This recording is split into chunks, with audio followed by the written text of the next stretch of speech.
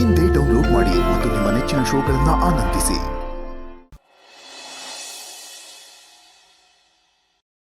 ಅಮ್ಮ, ಒಂದು 10 ನಿಮಿಷ ಆಫೀಸ್ಗೆ ಹೋಗಿ ಬಂದ್ಬಿಡ್ತೀನಿ. ಏನೋ ಜೀವ, ಇಷ್ಟೊತ್ತು ಫೋನ್ ಅಂತ ಹೊರಗಡೆ ಇದ್ದೆ, ಈಗ ನೋಡಿದ್ರೆ ಆಫೀಸ್ ಅಂತ್ಯ. ಈ ಅವತಾರದಲ್ಲಿ ಯಾರಾದ್ರೂ ಆಫೀಸ್ಗೆ ಹೋಗ್ತಾರೇನೋ? ಏನು ಮಾಡ್ಲಮ್ಮ ಕೆಲಸ, ಒಂದು 5 ನಿಮಿಷ ಅಷ್ಟೇ, ಬಂದ್ಬಿಡ್ತೀನಿ. ಆಯ್ತಾ? ಬೇಗ ಬರ್ತೀಯ ತಾನೆ? ಬರ್ತೀನಕ್ಕ. ಅವನು ಬಂದಂಗೆ. ಸರಿ, ಬಾಯ್ ಬಾಯ್ ಬಾಯ್. ಕಂದ, ಅಂತೂ ನಿನ್ನ ಜೀವನದಲ್ಲಿ ಈ ಪ್ರಾಬ್ಲಮ್ಸ್ ಎಲ್ಲ ಬಗೆಹರಿದು ಒಂದು ಹಂತಕ್ಕೆ ಬಂತಲ್ಲ, ಆ ದೇವ್ರ ದೊಡ್ಡವನ್ ಕಣೆ. ಇನ್ನು ನಿನ್ನ ಬಗ್ಗೆ ನನಗೆ ಯಾವ ಚಿಂತೆನೂ ಇಲ್ಲ.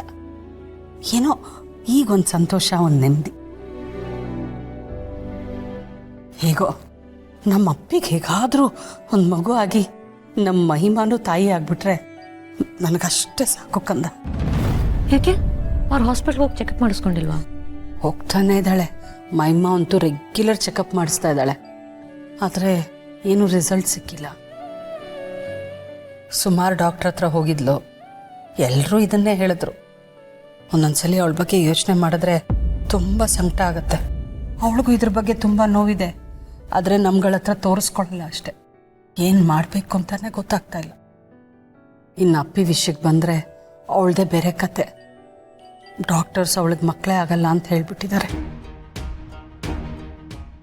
ಏನು ಮಾಡೋದು ಅಂತಾನೆ ಗೊತ್ತಾಗ್ತಾ ಇಲ್ಲ. ಅಮ್ಮ, ನೀನು ಇಷ್ಟು ಫೀಲ್ ಮಾಡ್ಕೋಬೇಡ, ಇಷ್ಟು ಬೇಗ ನಂಬಿಕೆನ ಕಳ್ಕೋಬೇಡ. ಏನು ಮಾಡೋದು ಕಂದ, ಎಲ್ಲರೂ ಅದನ್ನೇ ಹೇಳ್ತಾ ಇದ್ದಾರಲ್ಲ. ಅಮ್ಮ, ನನ್ನ ಕೇಸಲ್ಲಿ ಏನಾಯ್ತು ಅಂತ ಮರ್ತೋಯ್ತಾ ನಿನಗೆ? ಈ ಥರದ ರಿಪೋರ್ಟ್ಸ್ ಅಲ್ವಾ ಬಂದಿದ್ದು, ಮಕ್ಕಳಾಗಲ್ಲ ಅಂತ. ಇನ್ ಕೇಸ್ ಮಗು ಆದರೆ ಮಗು ಜೀವಕ್ಕೆ ಅಪಾಯ, ಇಲ್ಲ ಅಂದರೆ ನನ್ನ ಜೀವಕ್ಕೆ ಅಪಾಯ ಅಂತ. ಬಟ್ ಕೊನೆಗೇನಾಯ್ತು? ಮಕ್ಕಳಾದ್ವಲ್ಲ. ನೋಡಮ್ಮ, ನನಗೆ ವಯಸ್ಸಾಗೋಗಿತ್ತು, ಹಾಗಾಗಿ ಕಾಂಪ್ಲಿಕೇಶನ್ಸ್ ಇತ್ತು. ಬಟ್ ಮಹಿಮಾ ಮತ್ತೆ ಅಪ್ಪಿ ವಿಚಾರದಲ್ಲಿ ಹಾಗಲ್ವಲ್ಲ. ಅದು ಅಲ್ಲದೆ ಟೆಕ್ನಾಲಜಿ ಈಗ ತುಂಬಾ ಅಡ್ವಾನ್ಸ್ ಆಗ್ಬಿಟ್ಟಿದೆ. ಏನೇ ಪ್ರಾಬ್ಲಮ್ ಇದ್ರೂ ಈಸಿಯಾಗಿ ಸಾಲ್ವ್ ಮಾಡ್ಬೋದು. ಅದು ಅಲ್ಲದೆ ಅಪ್ಪ ಏನು ಹೇಳ್ತಾರೆ ಹೇಳು, ಒಳ್ಳೆಯವ್ರಿಗೆ ಯಾವಾಗಲೂ ಒಳ್ಳೇದೇ ಆಗುತ್ತೆ. ಅಪ್ಪಿ ಆಗಲಿ ಮಹಿಮಾ ಆಗಲಿ ಅವ್ರು ಯಾರಿಗೂ ಮೋಸ ಮಾಡಿಲ್ಲ. ಸೊ ಆ ದೇವರು ಅವ್ರಿಗೂ ಮೋಸ ಮಾಡಲ್ಲ. ನೀನು ನೋಡ್ತಾ ಇರು, ಆದಷ್ಟು ಬೇಗ ಅವ್ರಿಗೆ ಮಕ್ಕಳಾಗ್ತಾರೆ. ಮಂದಾಕಿನಿ, ನಮ್ಮ ಭೂಮಿಕಾ ಹೇಳ್ತಿರೋದು 100ಕ್ಕೆ 100ರಷ್ಟು ನಿಜ. ಆ ದೇವರು ಒಳ್ಳೆಯವ್ರ ಕೈನ ಯಾವತ್ತೂ ಬಿಟ್ಟಿಲ್ಲ, ಬಿಡೋದೂ ಇಲ್ಲ. ಅದಕ್ಕೆ ಉದಾಹರಣೆ ಅಂದರೆ ನಮ್ಮ ಕಣ್ಣು ಮುಂದೆನೆ ನಮ್ಮ ಮಗ ಸೊಸೆಬ್ರು ಒಂದಾಗಿರೋದು, ಅವ್ರ ಜೀವನ ಸರಿ ಹೋಗಿರೋದು ಅಲ್ವಾ? ಹೌದು ಭಾಗ್ಯಕ್ಕ,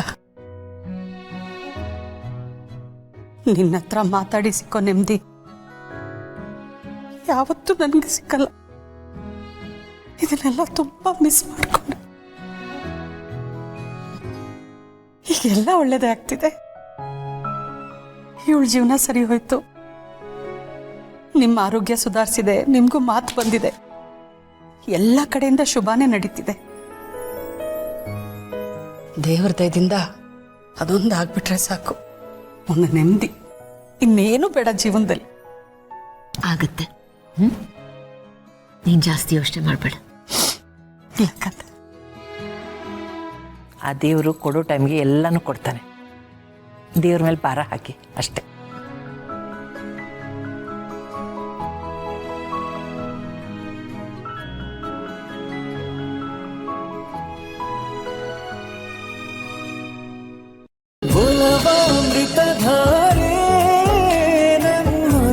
ಅಮೃತಧಾರೆ